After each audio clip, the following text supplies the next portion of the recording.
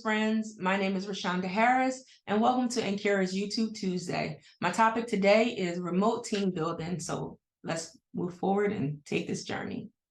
So remote teams and team building, how we get here and where do we start? Between 2019 and 2021, the number of people primarily working at home tripled from 5.7% to 17.9%. This is a change of 9 million people to 27.6 million people. This estimate increased even further because as of October 2022, the percentage of US workers working remotely is 26%. And this is expected to increase to 36.2 million by 2025, which is 40% of all workers who believe that they've been productive at home during the pandemic and want to continue that way. They want to continue working. Now, team building is important, and team building virtually is relatively easy. Like in person, you need to plan fun games and activities for your group. You can use an event planner or host your own virtual team building event. An easy activity to get started with team building online is an icebreaker with questions. Now, as you see here, other opportunities to get started begin with onboarding, engage, the 2 C's, communicate, and consistency. And I'm going to walk you through both. Let's move forward. So onboarding, why is onboarding important? Onboarding is important because this is how your employees will get in tune with with your environment and with the team. And so you have to have an onboarding plan. Sometimes we think that onboarding is just for new people, but really it's a great idea for existing employees. Onboarding gives them a fresher sense. It restarts things. It helps them to say, oh, I hadn't thought about this since I started working 20 years ago in this department, but now that I'm working remote, this is a good idea and opportunity for me to remember the 5 C's of onboarding, which are compliance, clarification, culture, connections, and check back. And it's important for that because every time we think about onboarding, we typically just associate it with new employees, but we really should consider it for existing employees. It's a reset and helps them refresh on things that they may have forgotten or be out of tune with. And so it's important that you can think about how employees connect with each other, and the onboarding process is one. You should have, it should be on demand, which means it allows people to do it themselves at their own leisure with built-in breaks, because working from home, we tend to forget breaks, even biological ones. This should span over 30 days, and that is not consistent. That means over a period, meaning you have 30 days of content that can be used to span as much time as needed. It could span anywhere from 30, if they did it every day, which we don't encourage. We want to build in breaks. So it should be at least 45 to 60 days that it can take someone to complete it. And this is a way that it'll have people to have an opportunity to have something to look forward to, and it will also give them a form of engagement. You should include areas of interaction. What this means is that those areas that you work with daily, that in the past you might have had a new employee come in and they walked through at the office and they said hello to everybody and you took them on the tour. This is the same thing that should be areas of interaction. And then set up introductions through these areas of interaction, meaning you're going to work with the controller's office. You're going to work with the bursar's office. You're going to work with accounts payable. You're going to work with the cash team. We've set up intros so you get to meet each of them face to face and say, hello, I am fill in the blank. Now, what is good for this is that there may be turnover, and if there's turnover, this is an opportunity to reset and touch base with those who are new and just coming on board. Then the part is, how do you make it fun? Because it has to be fun. You have to think of ways that you can be creative. You can do things like virtual onboarding games, baking in, which is where you bake in meet and greets and activities through the onboarding process. And whether this means a team trivia game or an escape room or happy hour, you'll make your new employee and existing employees start to feel more engaged, okay? Which leads me to my next step, engage. Engage is where we have to remember that when we're working from home, the biggest challenges that people report when they work from home are overworking, loneliness, and trouble staying motivated, which are common because staying focused sometimes when you are at home working, you have unplanned interruptions.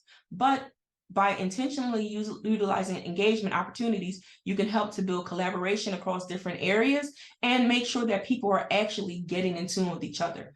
Building in intentional interactions is key. So what this means, for example, with my staff, I require that we have meetings with each other at least once a month face-to-face, and that is director, direct supervisor, and employee. This allows them to have engagement so that each person is getting face time, because sometimes we forget that, I may be having a bad hair day, but my new employee, fill in the blank, has not seen me, or my staff have not seen me. So make sure that you are giving opportunities for people to have human connections. And then those human connections can build into organic connections where you get to learn about each other, where you can then begin to build a sense of team bonding and building.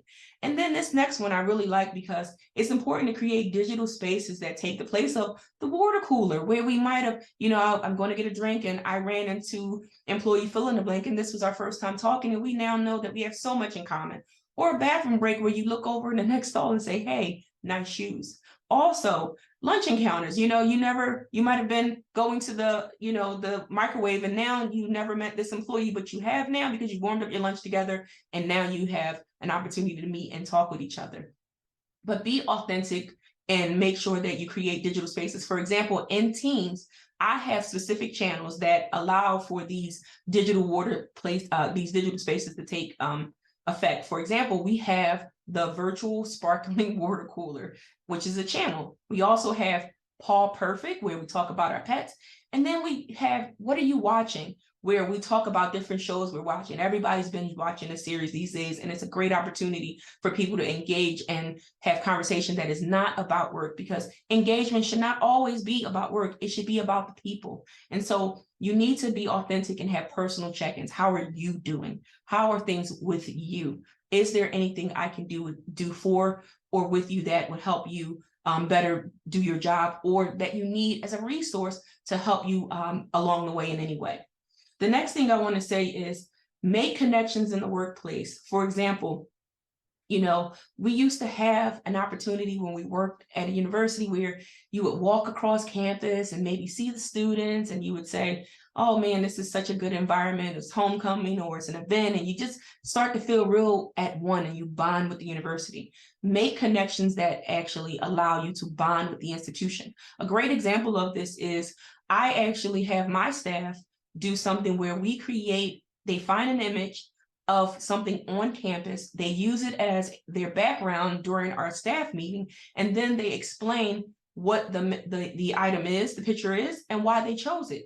It allows us to learn about the history of campus, and it also gives us connection to each other as to what we like to do in our insight. Next, the 2 C's, communicate and consistency, are so important. When you're working virtually, you need to have a way to have consistent communication, because no one wants to feel like they're forgotten about. They're left on the island. They don't have anyone to come in and check with them, or they don't feel comfortable enough reaching out, and now they have to wait to be checked in. So utilize your digital tools to make sure that you are communicating in a way that's effective and convenient for everybody. For example, sending emails is not that way. We don't want to send emails because we already get enough emails. We want to have a separate way to communicate. For me, I use Teams. On Monday morning, I'll send an email to my staff and say, happy Monday, all. I wish you a fantastic start to this week. What did you do over the weekend, and what do you have planned for the week? It allows people to comment, and we engage. And sometimes it continues all the way to Friday, and then we start all over on Monday. That's an example. It builds team because we get to talk weekly as the same way we would if we were in the office.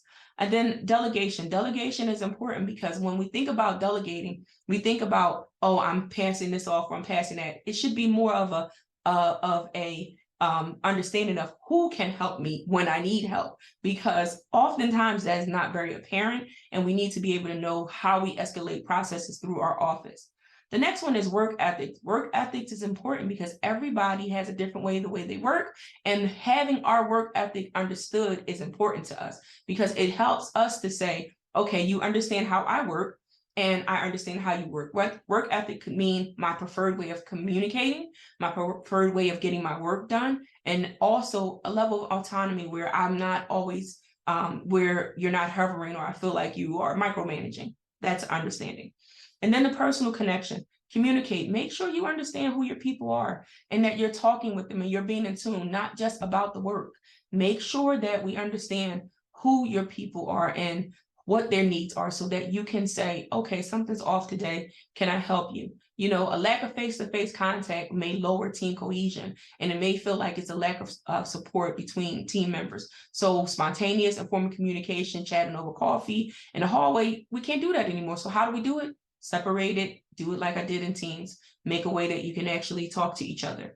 The next one, clear consistency, making sure that you have standards for customer service. We all have a level of customer service, but not everybody understands or does it the same way. When we're working in a virtual environment, it's important that we make sure we set that guideline so that everybody knows the experience our brand should be of customer service and that they're well informed on what's expected of them.